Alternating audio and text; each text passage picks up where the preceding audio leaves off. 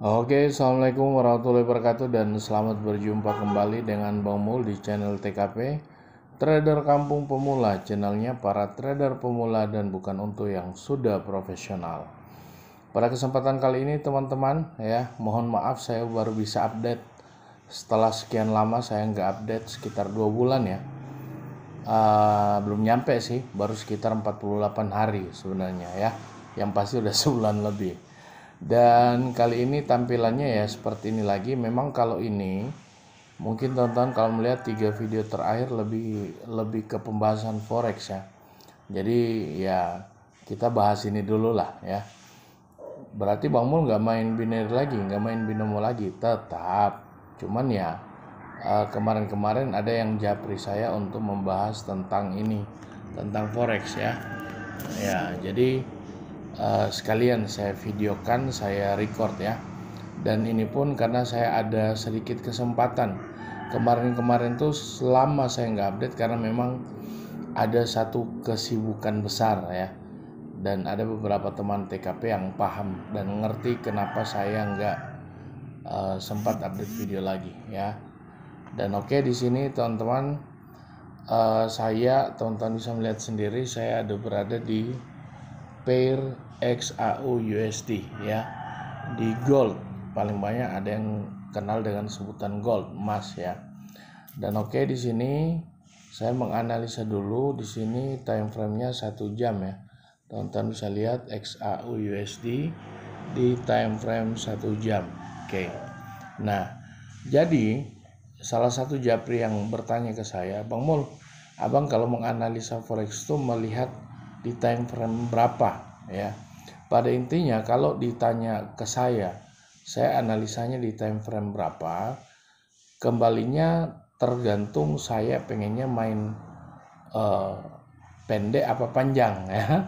Jadi kalau istilah pada umumnya ya, kalau kita main pendek itu istilahnya scalping ya, scalpingan. Kalau main panjang berarti swing ya. Nah, beda lagi kalau istilah yang dipakai Bang Damsir. Kalau main pendek dibilang short time, kalau main panjang dibilang long time ya. Tapi kembalinya tergantung lah, itu kan hanya istilah. Nah, jadi kalau kembali lagi ke fokus pertanyaan, Bang Mul biasa analisa di time frame berapa? Nah, biasanya saya kalau main pendek scalping, saya analisanya di 3 time frame, 15 menit, 30 menit sampai 1 jam.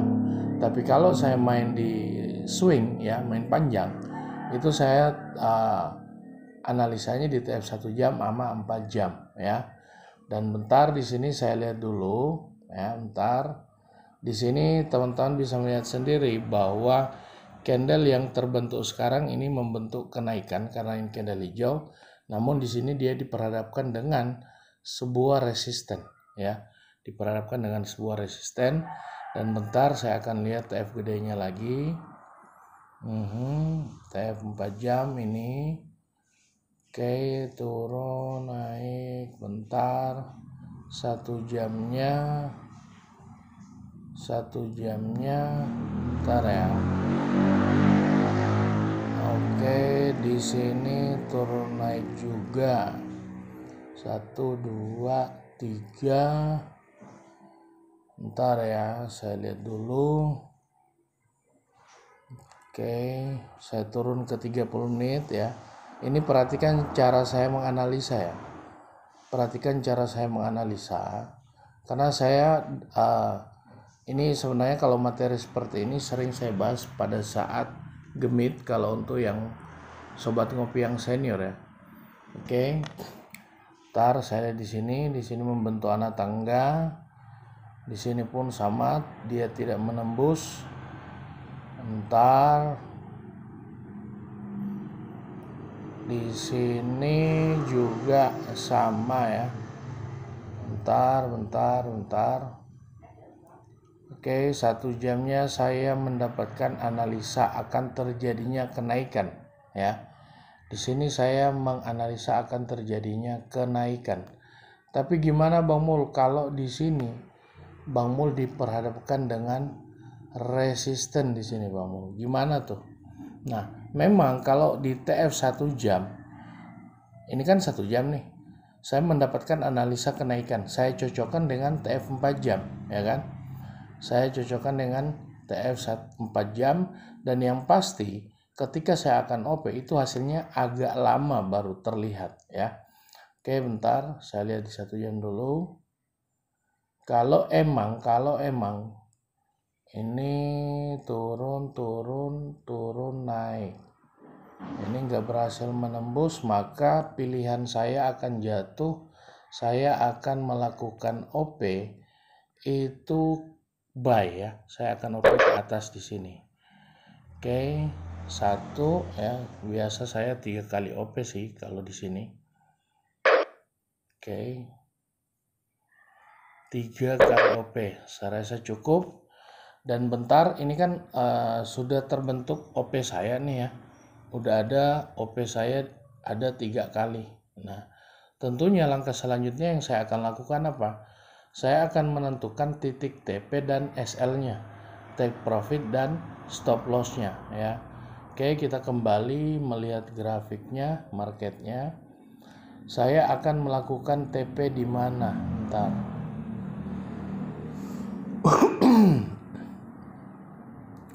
Oke, bentar. Saya naikin ke TF 4 jamnya. Oke, saya kecilin market. Ya, 1 jam lagi. Saya pantau di 1 jam ya, teman-teman, ya.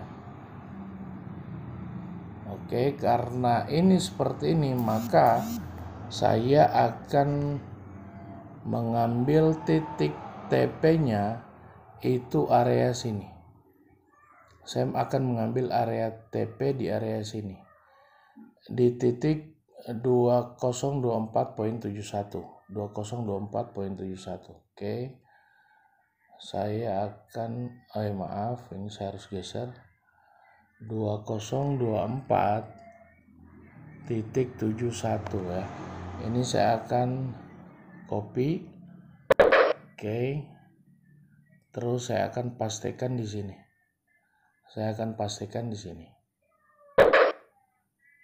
Ini juga sama. Nah, jadi sekarang untuk titik TP, ya. Titik TP teman-teman sudah lihat, ya. Saya udah pasang. Namun kenyataannya di sini floating minusnya itu lagi naik, ya. Tadi kan hanya 1 koma tuh, sekarang udah 2 koma. Rata-rata OP udah floating minus. Nah, ini malah udah 3, tapi nggak apa-apa, ya. Nah, ntar saya akan memasang titik SL-nya di mana? Saya akan pasang titik SL-nya di sini, di area bawah sini. Nah, 2016.50. Saya akan pasang di titik 2016.50. Titik 50.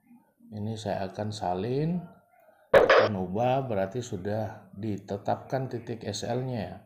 Jadi tinggal di sini saya pastikan kembali. Oke. Saya pastikan kembali di sini.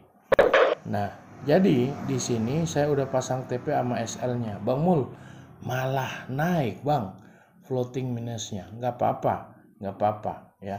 Nggak apa-apa. Yang penting, ingat, yang penting, satu hal yang perlu teman-teman ingat, bahwa ketika kita melakukan OP, kita harus memperhitungkan dengan saldo yang ada dan berapa saldo yang kepake, ya. Contohnya gimana, Bang?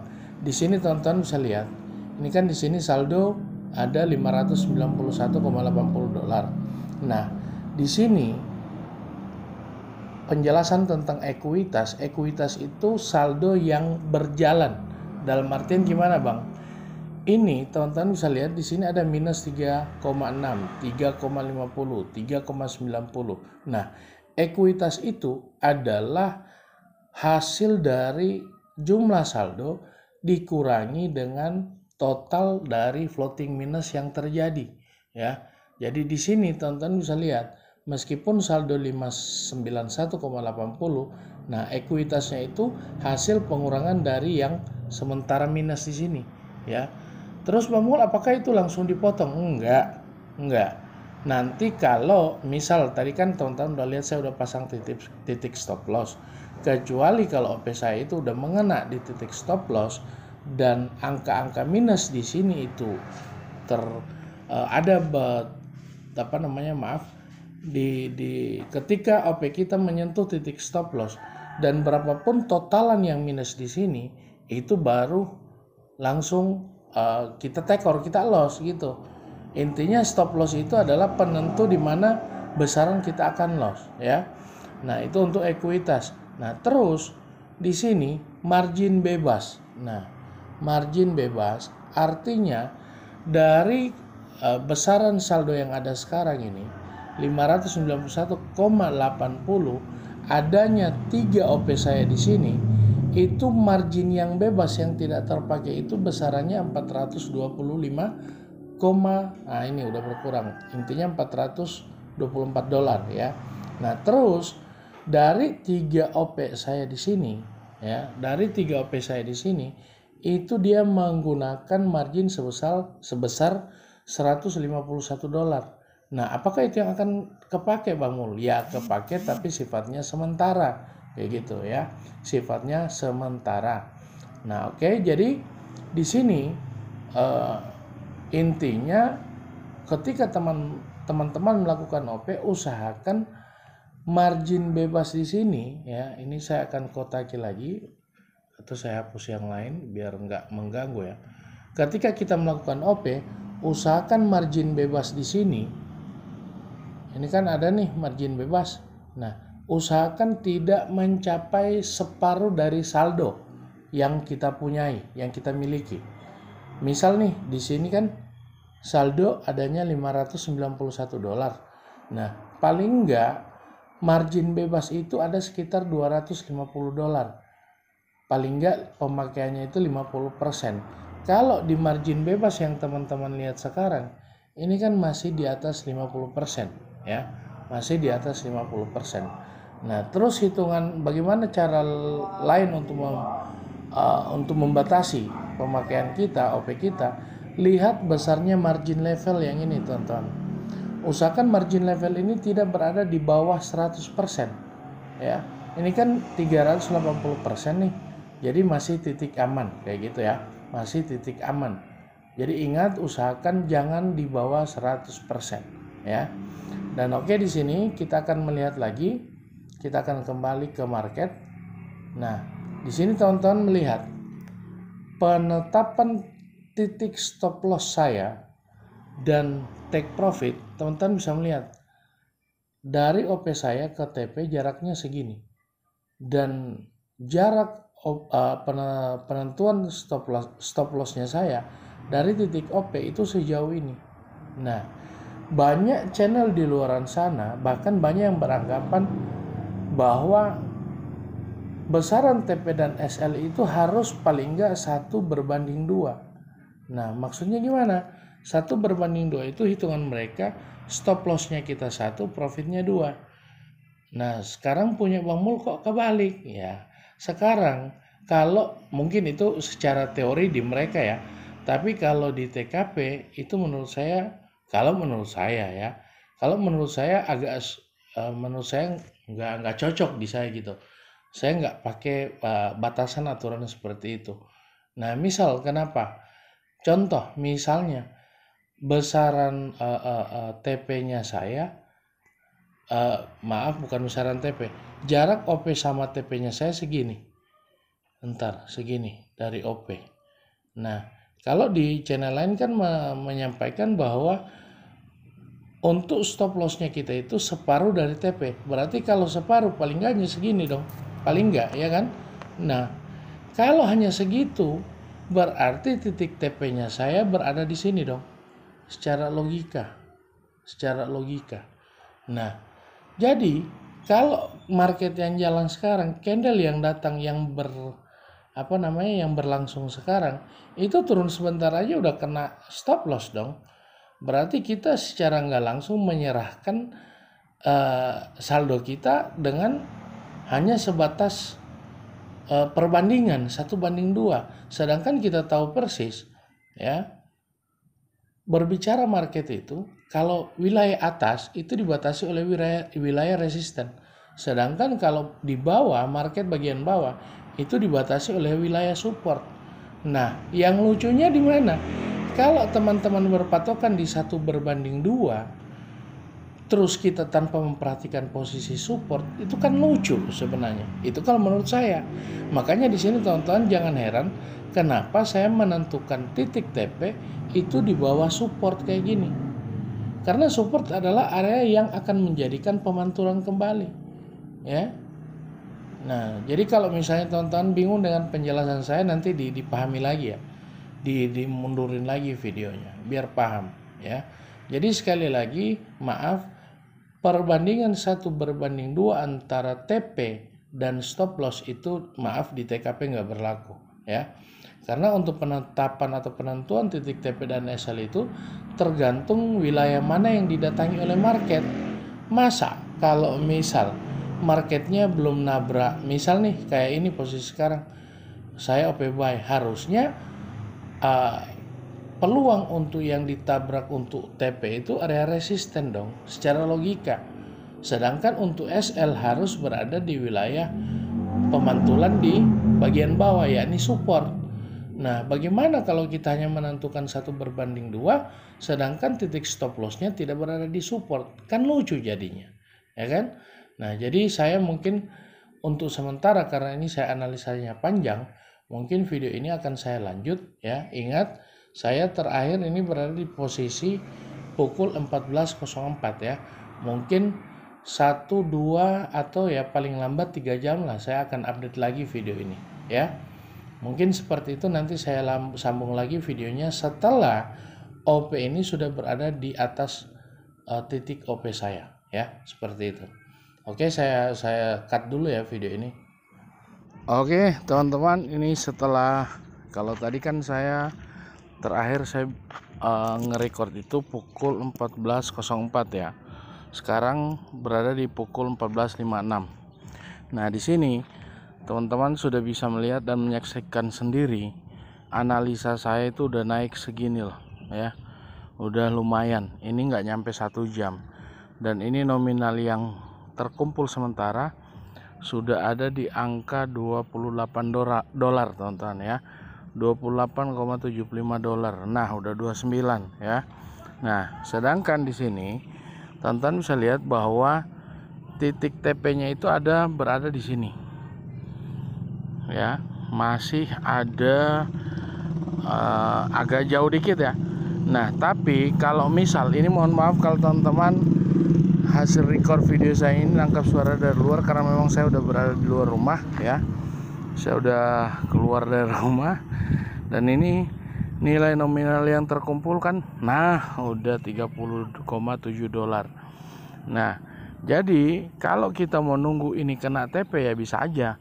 Tapi misal nih, karena abang-abang udah lihat, Bang Mul udah 30 dolar, bisa nggak di close aja? Bisa, silakan, nggak masalah, di close aja nggak masalah ya. Di close nggak apa-apa, malah lebih bagus ya. Nah, oke, misal nih kita close ya. Misal kita close biar nggak kelamaan. Nah, di sini langsung saya klik di sini. Saya tutup dengan profit sekian. Ini pun sama, tutup dengan profit 10 dolar. Nah, yang bawah ini masih 9, sekian dolar. Nah, lumayan lah. Nah, di sini teman-teman bisa lihat dari saldo awal tadi yang hanya 591 sekian dolar, sekarang udah berada di 621 dolar ya. Jadi di sini apa namanya ya, bukan mau bilang bahwa analisa saya hebat, tapi ya kenyataannya saya nggak sampai 1 jam itu udah menghasilkan sekitar 30 dolar ya. Nah, jadi untuk keuntungan hari ini pun udah berada di 121,75 dolar ya. Nah, jadi seperti itu teman-teman ya. Waduh, ada telepon masuk teman-teman. Jadi videonya saya close dulu sebentar ya. Saya close dulu, mohon maaf karena ada telepon masuk. Saya akhiri video ini. Wassalamualaikum warahmatullahi wabarakatuh.